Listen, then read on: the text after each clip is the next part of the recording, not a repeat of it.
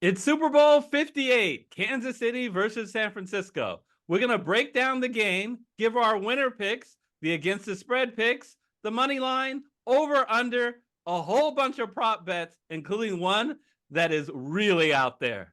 It's all coming up next.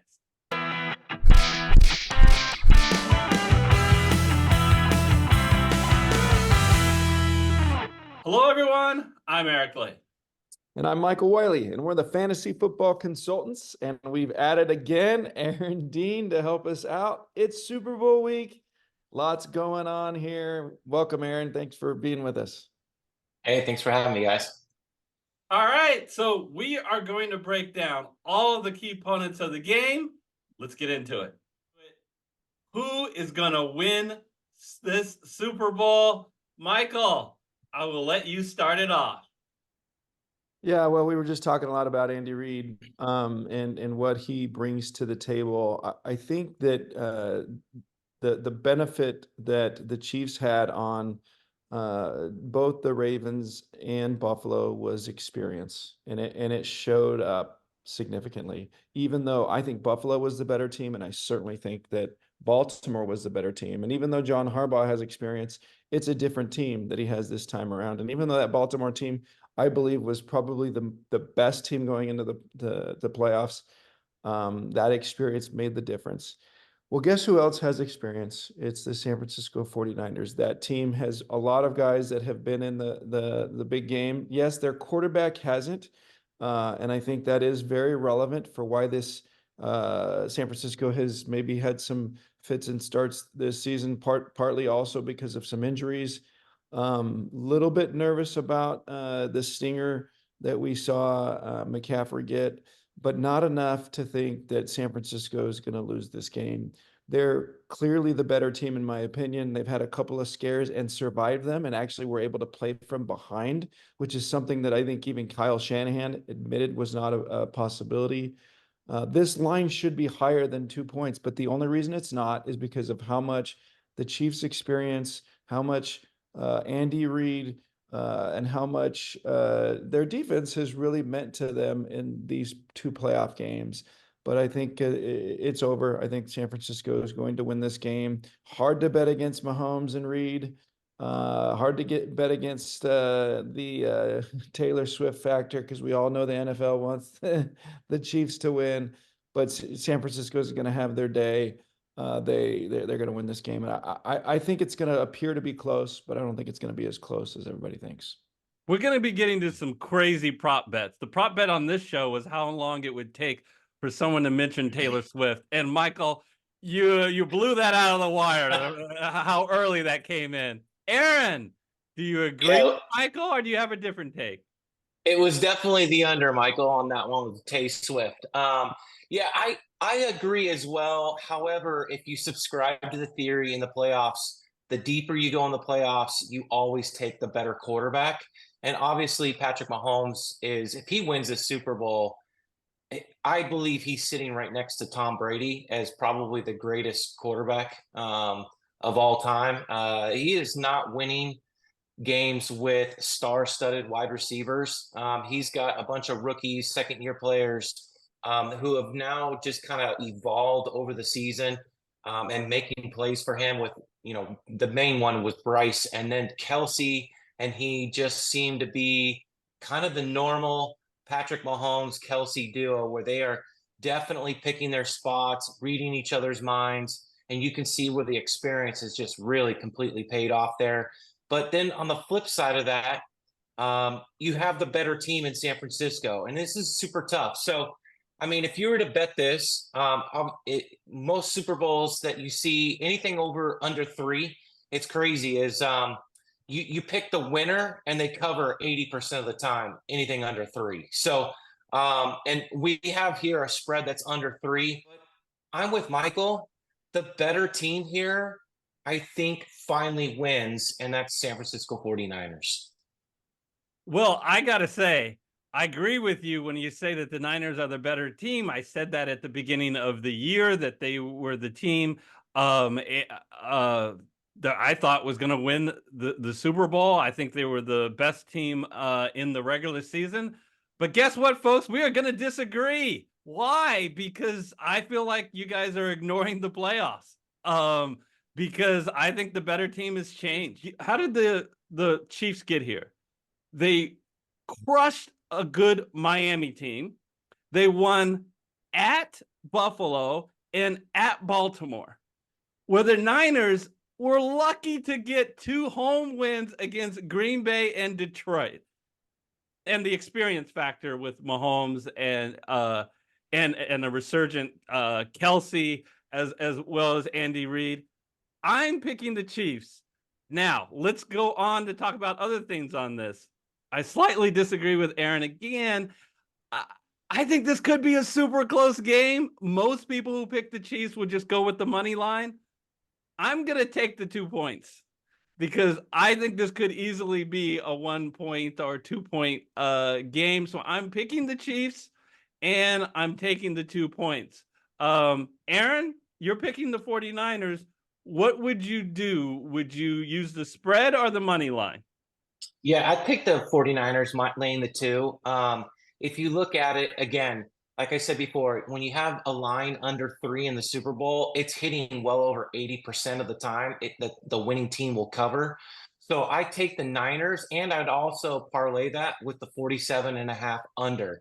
I think that there's going to be a ton of yards in this game, but it's going to be between the 20s. Yeah, I just want to say something a little bit of, and I know you probably paid attention to this, Eric, but I just want to comment a little bit on, what the Chiefs were able to do from a coaching perspective. And this is just something that, I think sometimes folks don't pay attention to. Yeah, the Chiefs, their defense has looked good. They have been strong, but ignoring the Miami game, because I don't think that was, Miami was not at full strength.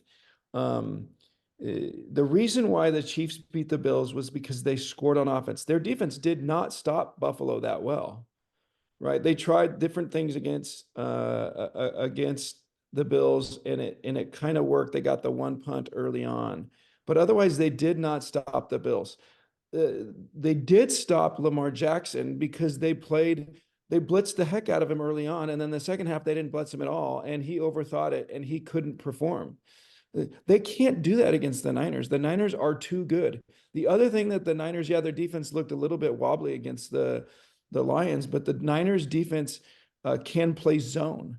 They can play man and they can play zone. And Andy Reid, he can scheme really well against one or the other, but not as well against both. That's been a weakness of the Niners historically, but not necessarily right now. And so I think coaching always has been the difference that people don't really call out. You guys know I like to come from that angle. I think Andy Reid is the better coach, but I don't think Spagnuolo can do what he did against the Ravens this time. Yeah, Purdy's not as good as Mahomes or maybe even Josh Allen, but the Niners are a much more well-balanced team. And so, do you have a comment, Michael, about the over/under? Do you have a feel one way or the other?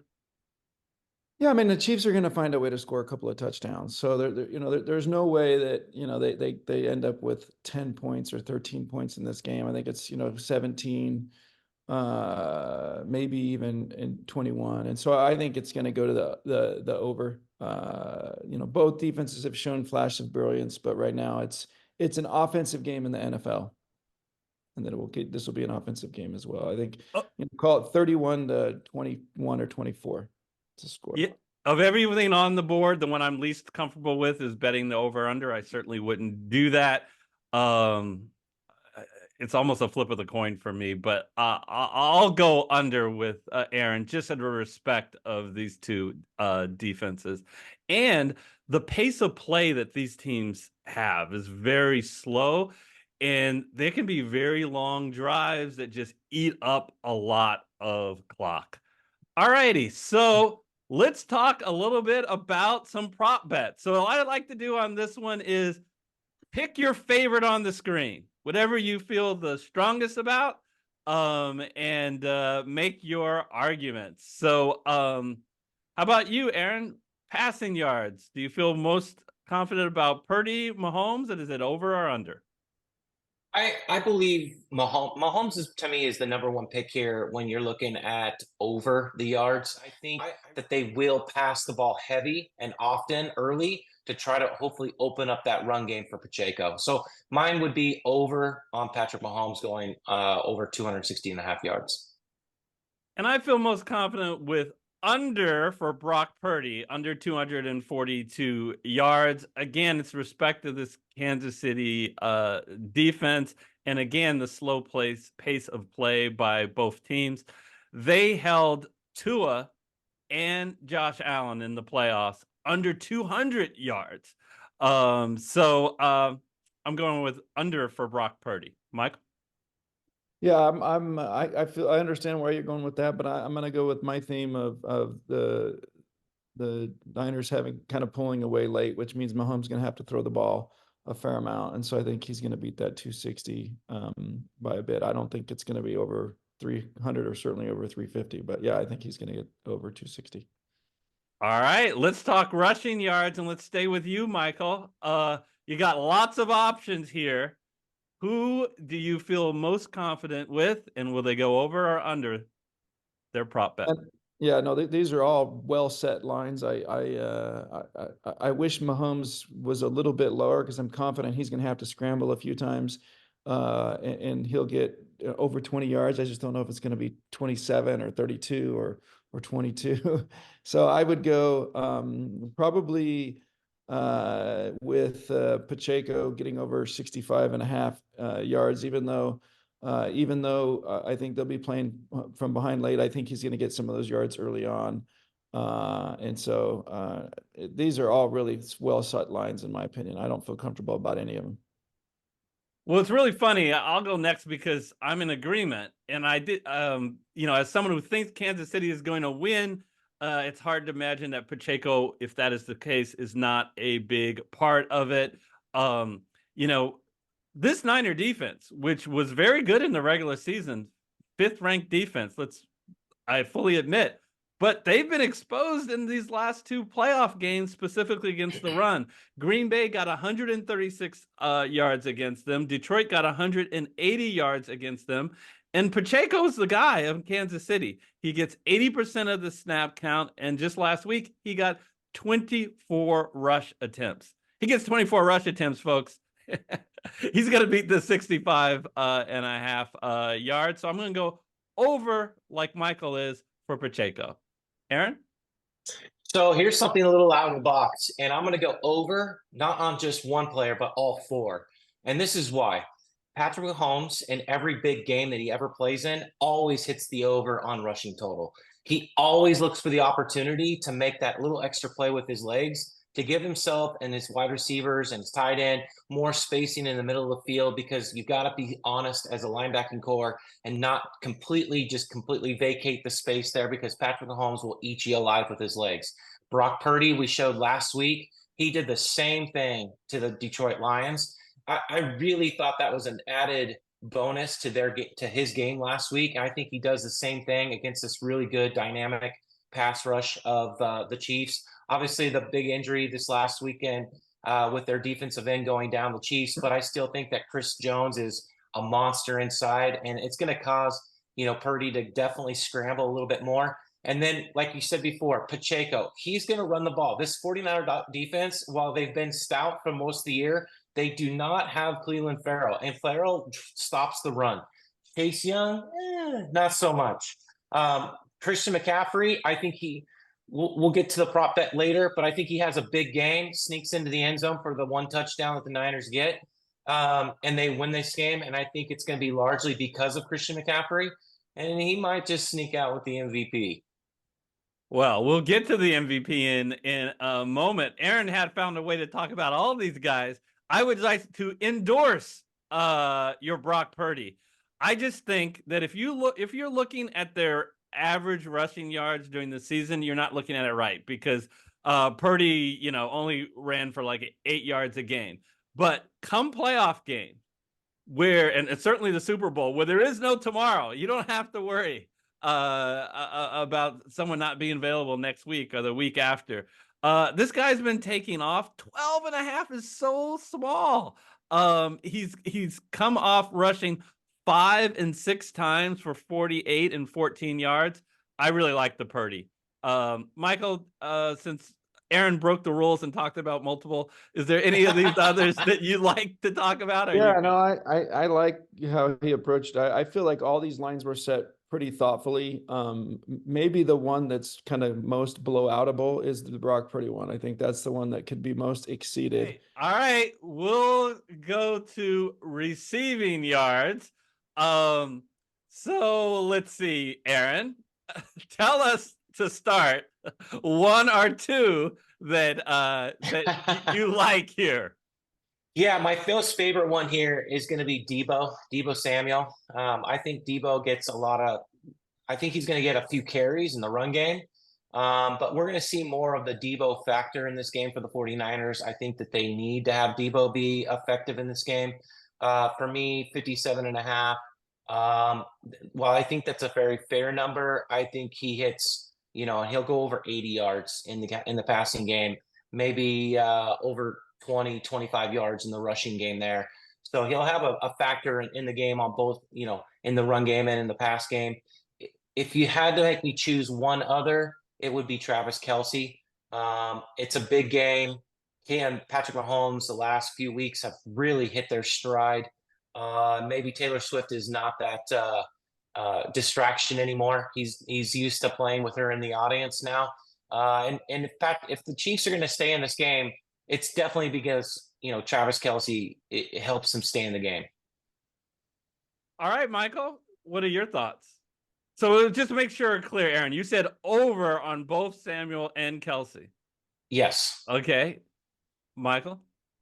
Yeah, so I think one of the things that both these teams will do is not really allow for someone to get a lot of yards after the catch, which is something that both these teams have really benefit from. But if one team's going to get yards after the catch, it's going to be the Niners, and it's going to be probably Debo or McCaffrey, who's not on this list. It could be Ayuk, who I think seems to be Purdy's number one target. So I think, one or both of them is going to exceed their yardage, but not by a lot, because we're not going to see a lot of yards after catch, which I think is going to be the challenge for Kelce.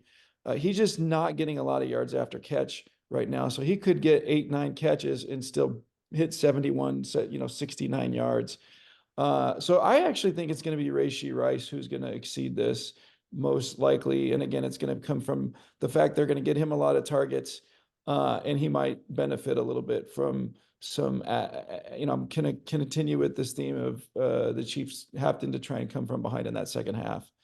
So that's why I think that Rashee Rice has the best chance of exceeding his yardage. All right. The theme is always over here with everybody. Aaron thinks everything in this game is going to be over, except the total points. So I am going to go. First of all, can I use some of you this time to just talk to you guys as therapists? I need to lie down on the couch. My fantasy Super Bowl was ruined by Travis Kelce. Completely ruined. Weeks 16 and 17, he was absolutely horrible. He was horrible all year for my first round pick, and he was bad in the fantasy playoffs. But in the real playoffs, it's a different Travis Kelce. He's had 3 straight games where he's exceeded this number in receiving yards. 12 straight playoff games overall. The Chiefs rely on him when the chips are down. And other than Rashee Rice, they don't have a lot of passing options. So I'm going to go over here with Kelce, and I feel pretty good about it. All right. Touchdown score prop bets. All right.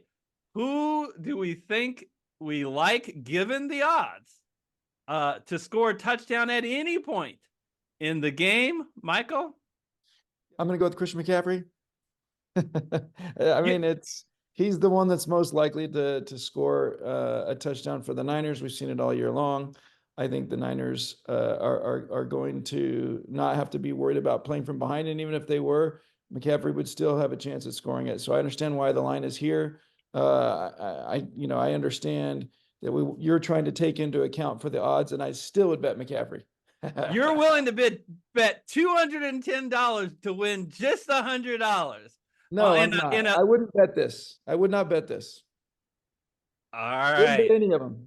The answer is none of the above. Can I pick none of the above?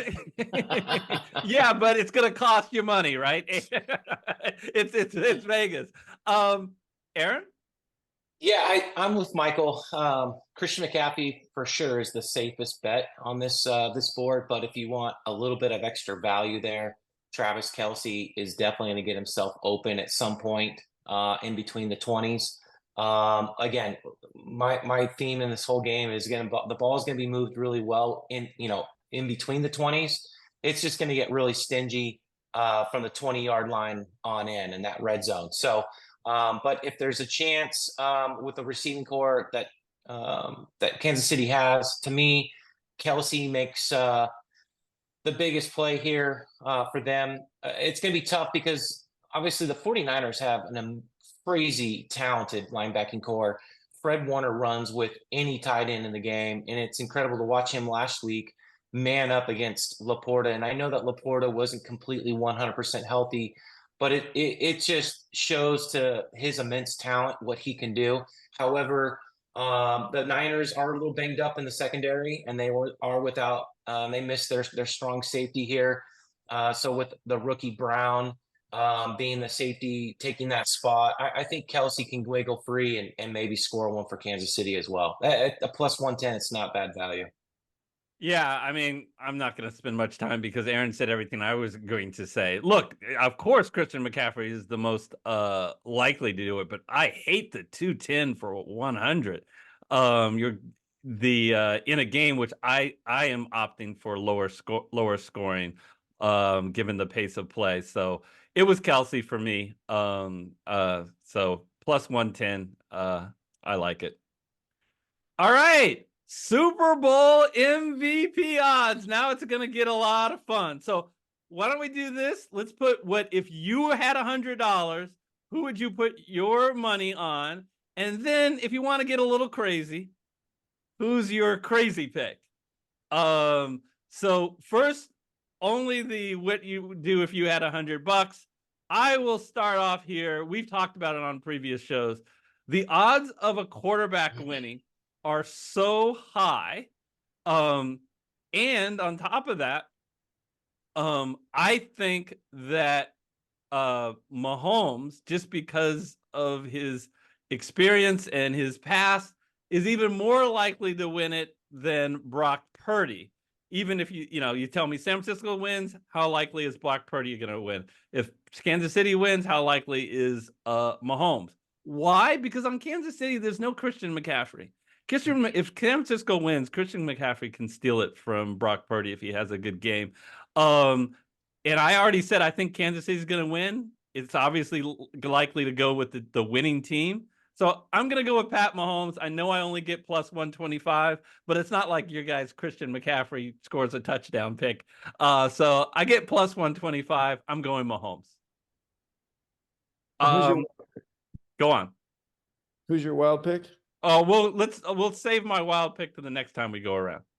All right, go ahead, Aaron.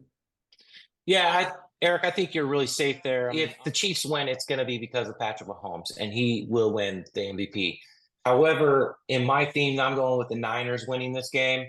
It's Christian McCaffrey for me, does everything. He'll do it in the pass game. He'll do it in the run game. He'll probably score the one and only touchdown that the Niners probably score. So to me, it's Christian McCaffrey at plus 475. Michael? Yeah, and I agree with you both. I agree completely with your logic, Eric. If the Chiefs win this game, Patrick Mahomes is winning the MVP. So that seems to be the best kind of overall odds. If you think this game is going to be close and you're not kind of 100% sure on the Niners, which obviously you can't be.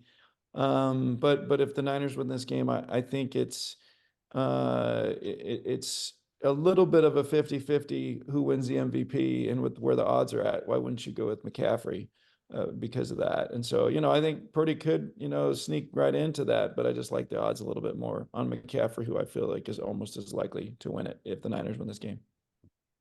For the record, yeah, my McCaffrey would be my second option, but I asked that it would be crazy, and crazy means at least Debo Samuel or lower.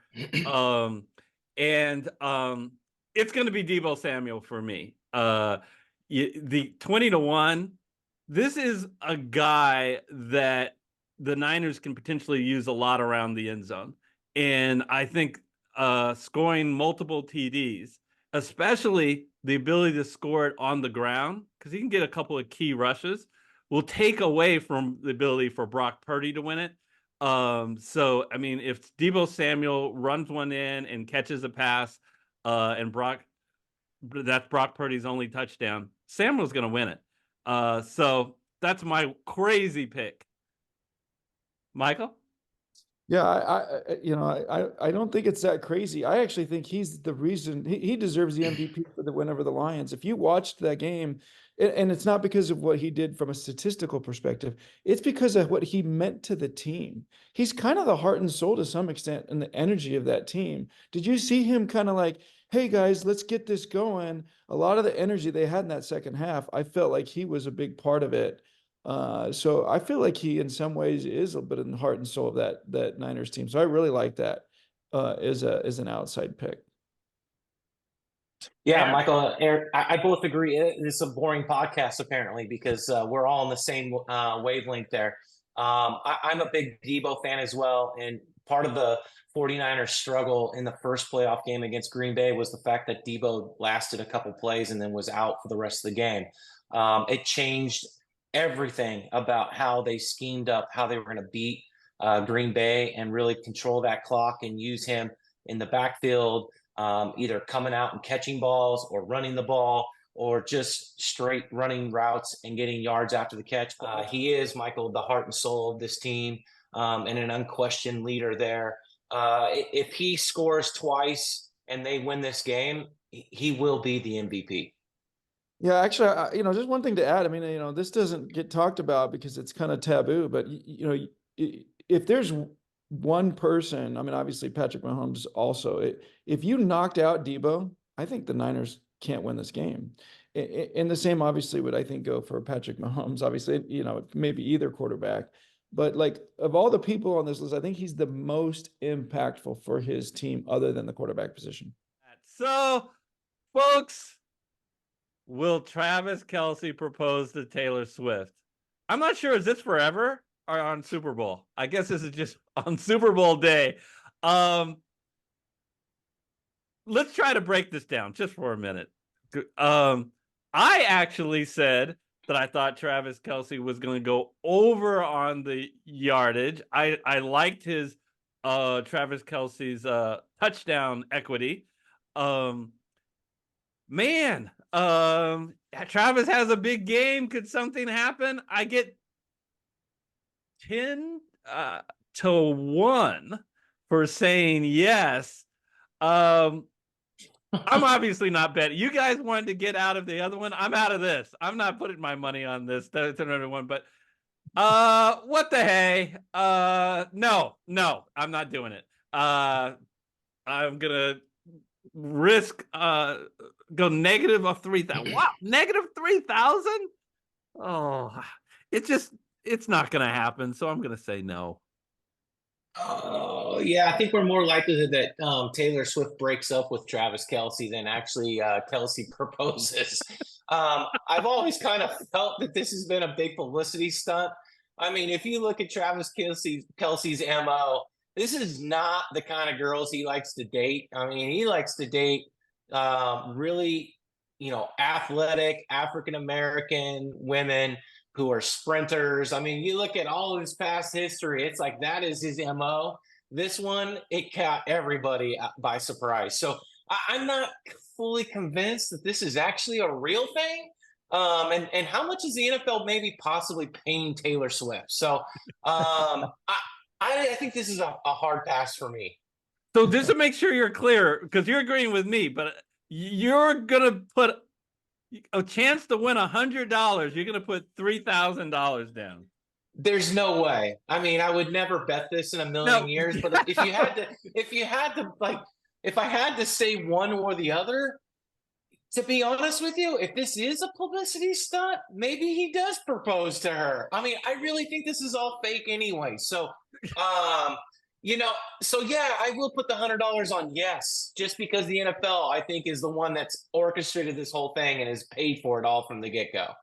So if you had the bet, you're betting yes. If they win, he does it for sure. Okay. Well, Michael, so I said no. Aaron said yes, but it is obvious to me, Michael, that Aaron spent time studying this. He gave us even the dating history of Travis Kelce, which everything he said seemed to point to evidence of no. Break the tie for us in this so critical prop bet. This is so important. And, since I'm such a gambler, I would be just totally paying attention to this one. So, I guess it is kind of weird to me that it's been so, ever present in the eyes of of everyone. Obviously they're both really well known folks, and Taylor Swift has been in the public eye, but you would think that if this was such a serious thing, they'd be more private about it, but maybe that's just not who they are. To Aaron's comment, I don't think the NFL can afford Taylor Swift, so I don't think they're paying her. So I'm kind of, it's just a big head scratcher to me. Maybe they're in love, guys. Maybe this is just the real deal.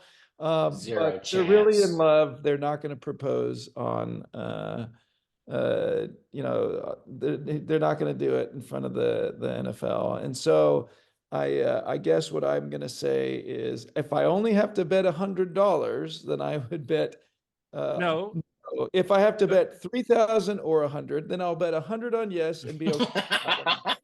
Well, you have to do the math here. That if you bet 100, I'd rather bet 100 to win small amount, very to win small $3. I'm sorry, Michael. Go ahead. I'd rather bet 100 to just possibly win an extra $3, if that's what the math says, than run the risk of putting $3,000 at risk. All right. Where's the prop bet that says, if Kelce proposes, what will Taylor Swift say? Yes. There you go. All right, folks. Any final comments about the Super Bowl? It's gonna be fun. I'm super excited. I'm glad we had a chance to break this down. It's been kind of a crazy NFL season as usual. I'm still kind of flabbergasted at how the playoffs played out on both sides. And it just goes to show why this is such a fun league. Baseball has similarities when it comes to playoffs, but for getting into the playoffs, there's a lot of predictability. There's just no league like the NFL, and I'm glad we get a chance to talk about it each week. Aaron? Yeah, 100%. I think the NFL season in general this year has been absolutely amazing. It's been super entertaining. The sharp bettors this year really were kind of crushed by the public.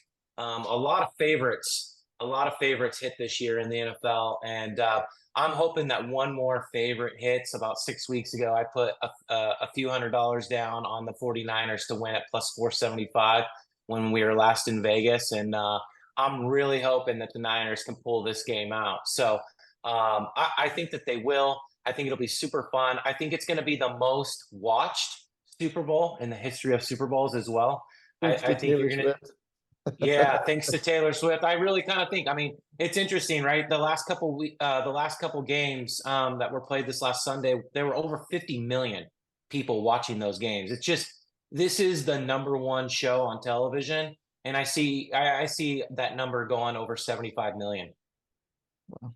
So my wish every year for the Super Bowl is that the Seahawks are in it. And once again, I'm disappointed. But my second wish is that it's a competitive, fun game.